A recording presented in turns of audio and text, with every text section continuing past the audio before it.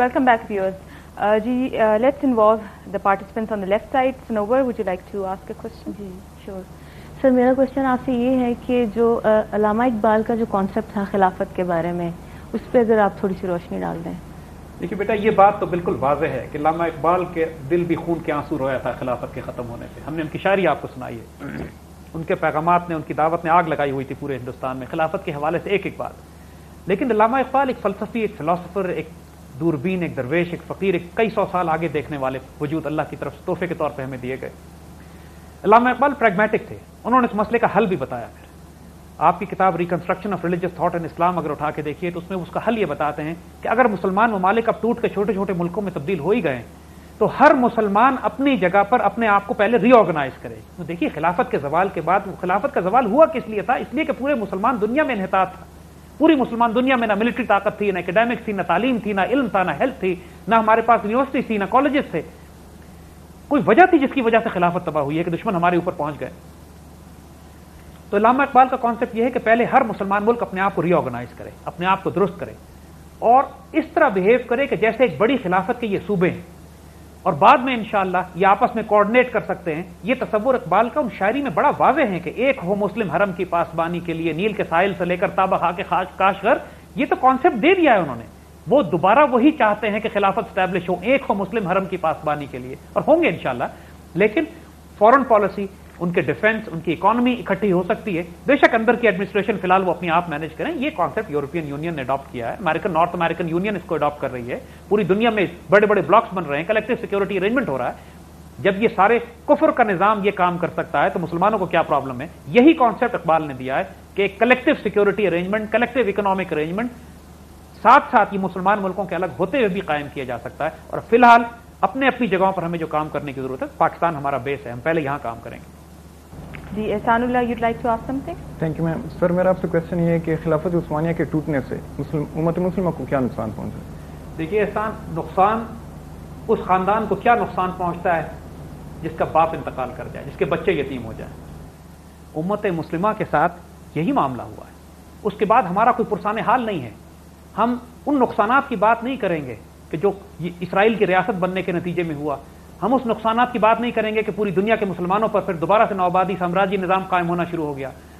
हम सबसे ज्यादा उस नुकसान की बात करेंगे कि पूरी उम्मत मुस्लिमा फिक्री और ज़हनी और दीनी और रूहानी और सियासी तौर पर इस तरह बिखर के रह गई कि आज इसके पास कोई डायरेक्शन नहीं है। आज मुसलमानों के पास कोई वजूद नहीं है जो उनकी इज्जत और आबरू के लिए खड़ा होकर बात कर सके। अपनी तमाम तर कमजोरियों के बावजूद खिलाफत उस्मानी जो थी मुसलमानों की इज्जत और आबरू का दिफा कर रही थी। हमने आपको बात बताई फलस्तीन वाली, हमने आपको बात बताई किस तरह एक ड्रामे को रुकवाया उन्होंने जब सुल्तान खुद जंगी लिबास पहनकर आ गया मुसलमानों की आबरू की हिफाजत करने के लिए। तमाम तर कमजोरियों के बावजूद उनमें यह गैरत बाकी थी। खिलाफत एक रूहानी वजूद होता है, खिलाफत एक सियासी वजूद होता है, खिलाफत एक दीनी मरकज होता है। तमाम तर कमजोरियों के बावजूद हिंदुस्तान के मुसलमानों ने और उलमा ने फतवे दिए थे कि खिलाफत के बगैर जिंदगी नहीं गुजारी जा सकती। खिलाफत का सबसे बड़ा नुकसान आज जो हुआ है वो ये है कि पूरी दुनिया में अगर आप देखें मुसलमानों की सैकड़ों तंजीमें बन गई हैं, सैकड़ों तहरीकें बन गई हैं। इस्लाम की और दीन की ऐसी ऐसी इंटरप्रिटेशन की जा रही है कि जिसका सिवाय खुराफात से कोई ताल्लुक वास्ता नहीं है। कोई इस्लाम के नाम पे खुदकुश हमले कर रहा है, बेगुनाहों को कत्ल कर रहा है, बेदरेक दहशतगर्दी कर रहा है। खिलाफत के दौर में मजाल नहीं थे किसी की कैसी खुराफात कर सके। कोई इस्लाम के नाम पे दहरी अकायद और डेमोक्रेसी और जमहूरियत और खुराफात और सोशलिज्म और कैपिटलिज्म को जस्टिफाई करता फिर रहा है। वजूद नहीं था, किसी जरूरत नहीं थी किसी की कि खिलाफत के दौर में ऐसी खुराफात की बात कर सके। सबसे बड़ी तबाही जो इस्लाम की आई है, हमारा कोई नुमाइंदा नहीं है। नतीजा यह है कि मुसलमानों की कोई जबान नहीं, कोई नुमाइंदा नहीं, कोई तरतीब नहीं और पूरी उम्मत मुस्लिमा बिखरी हुई है। हर कोई दीन की इंटरप्रिटेशन अपनी मर्जी के मुताबिक कर रहा है। कोई मरकज नहीं है जिसकी तरह मुसलमान रुजू करके बात कर सके। घर यतीम हुआ है, इसमें कोई शुबा नहीं। जी, बाकर आप कुछ पूछना चाह रहे हैं? Yes ma'am, sure, thank you. Sir मेरा सवाल आपसे ये है कि आमतौर पर ख्याल किया जाता है कि पहली जंग अजीम मगरबी ताकतों के दरमियान हुई है। सर मैं ये पूछना चाहूंगा कि मुसलमानों पर इसका क्या असर हुआ है? मुसलमान किस तरह आपका ये सवाल बड़ा रेलिवेंट है। ये बात हिस्ट्री में नहीं पढ़ाई जाती कि असल में पहली जंग अजीम का मकसद खिलाफत उस्मानिया की तबाही था। यूरोप तो वहीं खड़ा रहा जहां से था, सिवाय ऑस्ट्रो हंगेरियन एम्पायर जो वैसी अलग हो रही थी उसके अलग होने के। बाकी तो पूरा यूरोप वहीं अपनी जगह पे रहा। जर्मनी भी अपनी जगह पे रहा, इंग्लैंड भी रहा, फ्रांस भी रहा। आपस में लड़े मारे, एक दूसरे को कत्ल किया उन्होंने, लेकिन उनका जोग्राफिया नहीं बदले। दूसरी जंग अजीम फिर इनके पास थी लड़ने के लिए और सारे काम करने के लिए। जो नुकसान हुआ है, जिस मुमलिकत को जड़ से उखाड़ दिया है इन्होंने, جس روحانی مرکز کو مسلمانوں کے انہوں نے تباہ کیا وہ خلافت اسلامیہ تھی، خلافت عثمانیہ تھی. اور اگر آپ خلافت کے خلاف ان کی پلاننگ دیکھیں اور ان پہ حملے دیکھیں، اٹلی، جرمنی تو اس کا علاج تھا، گریس یعنی یونان، بلغاریہ، مونٹینیگرو، سربیا، انگلینڈ، رشیا، آپ کس طاقت کا نام لیں کہ جس نے حصے بکھرے میں حصہ نہیں کیا خلافت اسلامیہ کو توڑنے میں اور اس میں سے اپنے حصے نہ نکالے. سب سے زیادہ نقصان مسلمانوں کا ہوا اس میں. پہلی جنگ عظیم ڈیزائن اس لیے کی گئی، اس کا فتنہ جو شروع کیا تھا پہلی جنگ عظیم کو برپا کرنے کا بھی سربوں نے کیا تھا. سربیا سے یہ جنگ شروع ہوئی تھی، اور اگر آپ دیکھیں تو 20ویں صدی کا اختتام بھی جس خوریز جنگ پہ ہوا ہے بوسنیا میں، وہ بھی سربوں کی برپا کی ہوئی ہے. سب سے زیادہ فسادی قوم یورپ میں سربینز ہے انگریزوں کے بعد، اور تمام مسلمانوں کا خون ان کے ہاتھ سے، تمام فتنہ اور فساد ان کا برپا کیا ہوا. تمام بغاوتیں خلافت عثمانیہ کے خلاف، جنگ طرابلس کے بعد جو بلکان وار اس سے پہلے شروع ہوئی تھی، سربوں کی برپا کی ہوئی تھی.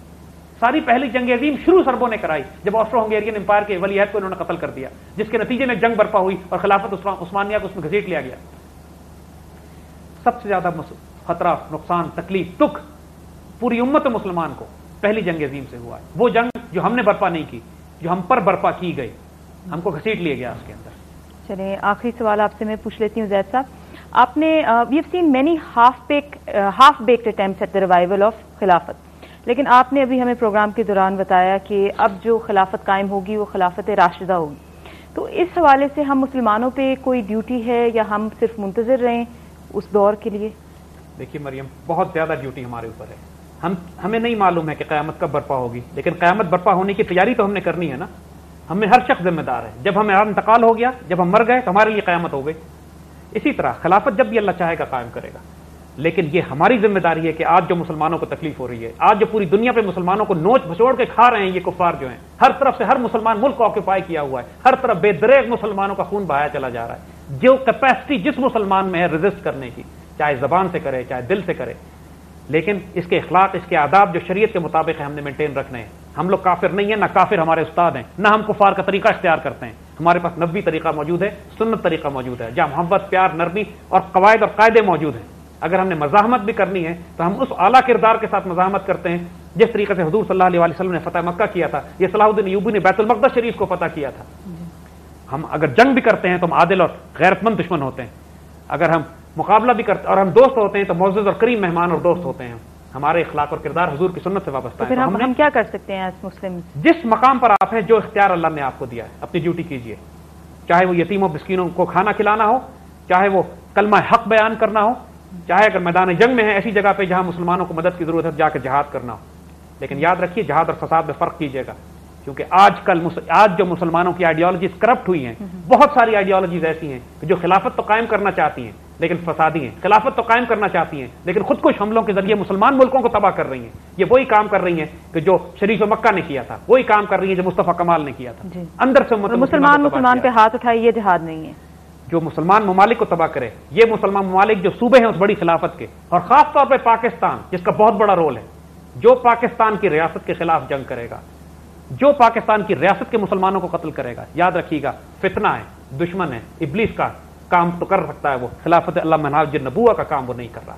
ہمارا یہی پیغام ہے آپ. جی تھینک یو ویری مچ زید صاحب. اس کے ساتھ ہی ہم اپنا اسپیشل ایپیسوڈ کلوز کرتے ہیں. ہم اپنے پارٹیسپینٹس کا شکریہ ادا کرنا چاہیں گے. On the right side again we have Sana, Waqar and Sultan, and on the left side we have Sanwar, Ehsan Ullah and Baqir. لیکن اس کے ساتھ ہی زید صاحب نے ہمیں یہ امید بھی دلائی ہے کہ خلافت راشدہ کا ایک دن ریوائول ہوگا. ہمیں نیکسٹ ایپیسوڈ تک اجازت دیجیے. ہمارا ای میل ایڈریس ہے info@brasstex.biz اور اس پہ آپ ہمیں ای میل کر سکتے ہیں. Until next episode,